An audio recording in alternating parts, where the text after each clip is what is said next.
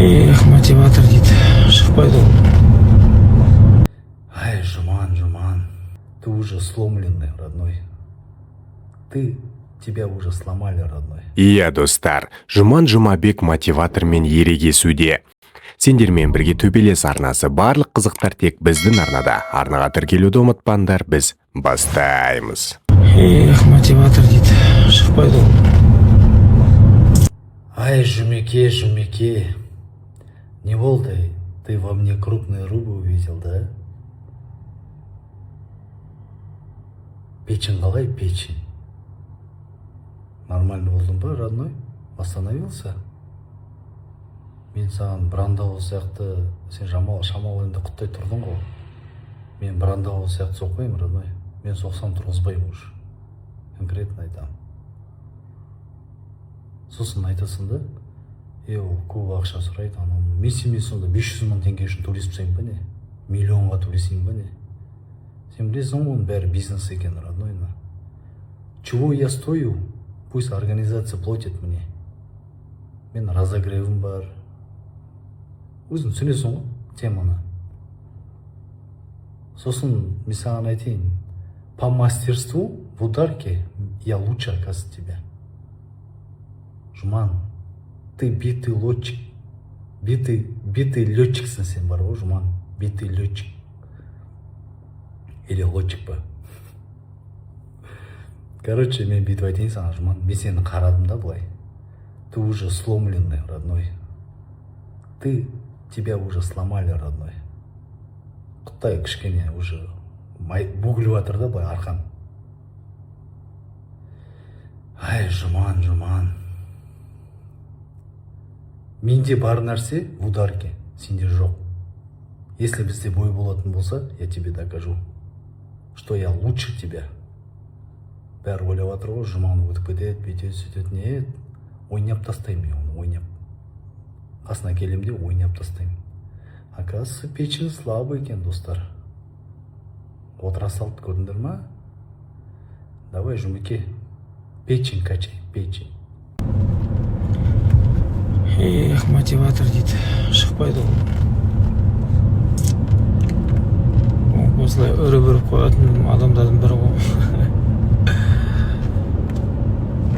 Оның әңгімесін бір ақшаға тақайды. Егер шынайы төбелеске келетін болса, берген ақшаны қанағат қылып, өзін дәлелдеу керек та ол. Ондайға бара алмайды ол. Ол қазір айдаһар сияқты аузына жатыр. Бәленбай миллион сұрап. Мықты кезін ақыры, күшті кезін төбелесеш, бұйырғанын алып, дәлелдесеш өзіңді. Ануарбек. Что там? Не дейсің ғой? Айтпағым, үретіндер көп, істейтіндер аз ғой, короче. Өмір-ай дейді. Көрейік не шығатын бұдан. Тақалған кезде фук! Сіңінің тың бүкет бізден болды. Әнеке әудемедім ба. Жаттығымызды бітіріп алдық. Енді кешке бұйырса. Оның мотиватордың тірлігі сол ғой. Жатып алып Инстаграмда тілімен, ауызмен баң деп үргеннен басқа дым істемейді. Қанша байет салып-салып сөйтіп ол. Бірақ шықпайды да ешқайсысы. Жай хайп болған көшін ешті. Инстаграм жүргізу деген мәселе бар. Егер нормально шыққысы келіп тұрса, нормально теңге беріп тұр ғой. Егер өзінің мықтымын деп дәлелдейтін келсе, ол шыға салатын болса, оған проблема жоқ. Ол біліп тұр да, короче. Өзінің артын ойлап отыр ғой сол үшін. Ешқандай менсінбеушілік емес, бірақ ол жекпе-жекте бәрі болуы мүмкін, бірақ менің тарапымнан ешқандай менсінбеушілік жоқ. Мен өте қатты бұл жекпе-жек болатын болса. Сол үшін оған байланысты ол конкретно. Тілмен емес, іспен көшу керек. Сол үшін мен білем, конкретно айтайын, оған найзада ұсынады, наматта ұсынады, бірақ ол соған қанағат ету керек. Қанағат етіп төбелесу керек. төбелеспей ма, в общем, демалу конкретно. Дальше солай тиктогын түсіріп, инстаграмды түсіріп жүре берсін. Біз ары қарай тіршілігімізді істеп жүре береміз. Ол маған дымдалып келмейді ол бар конкретно.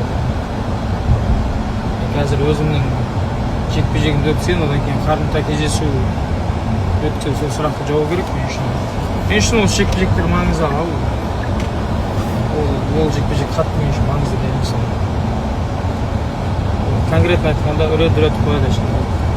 Оған шоу керек, оған шум керек, оған инстаграмда подписчиктерге. Былайша айтқан кезде кешегі айтқан нәрсем бұл. Үрет бірақ істемейді ол. Мен ойлаймын, қанағат етіп сол берген ақшаға жазылу керек. Болса болды, болмаса шүкір дейміз да, ары қарай жылжып кете береміз. Болады ма? Іспен дәлелдейміз иншалла. Ол ең басы келісіп, сол жекпе-жекке төбелесіп болды. Анау демей, мынау демей, бас төлей. Бәріміз семьямыз асырап отырмыз, қанағат етіп берген ақшаға шүкір. Ол сен пешенеге жазылған нәрсені көресің де, сен одан артық кете алмайсың. Осындай нәрсе бүйет сен соны көресің, одан артық жаса алмайсың сен. Үшін айтқанда мен қанағат болу керек ол қанағат қазір қылмасаң, сен оған да жете алмай қалуың мүмкін. Хайп, оның бәрі уақытша өзі біледі оны. Өзі түсінеді. Сол үшін шықсын, бұйырса, еп қолмен сөйлесетін болады иншалла. Пока мен ештеңе дегім деп тұрған жоқ. Аман болсын, көрсетінші бұйырған болады. Сол үшін бір жекпе-жектен шешім қабылдауға болмайды. Мен 8 жекпе-жегім қандай қарсыластармен өтті, мысалы Намат лигасында қандай қарсыластармен төбелестім. Енді бір өзімнің кесірімнен мойындаймын, я ұтылдым, бір жекпе-жекке ұтылып қалдым, бәрі айта алса. Сен деңгейің емес, сен басқасың емес деген сияқты. Мен өзім деңгейім білемін, одан да мықты жектер өткен, ұталамын да иншалла. Оған дәлелдеймін. Өзімнің еңбегім арқасында иншалла, тәуекелдің арқасында ұтам мен нәрсе иншалла, қарымта кездесуде бәрін жасаймын. Бірақ салыстырыңдар да, ол кіммен төбелесті, мен кіммен төбелестім жігіттер. Сондай нәрсе бар Алматы лигасында. Енді бұл жекпе-жекте бәрі болуы мүмкін. Бірақ мен өз күшіме, өз еңбегіме сенемін, ұталатынына сенемін. Иншалла. Сол үшін болсын, басты жекпе-жек көреміз. Иә достар, қалай ойлайсыңдар, мотиватор жене ме немесе Жұман Жұмабек пе? Комментарийға өз ойларыңды жазып кетіңдер. Сендермен болған төбелес арнасы, барлық қызықтар тек біздің арнада. Арнаға тіркелуді ұмытпаңдар, қош аман, сау болыңдар.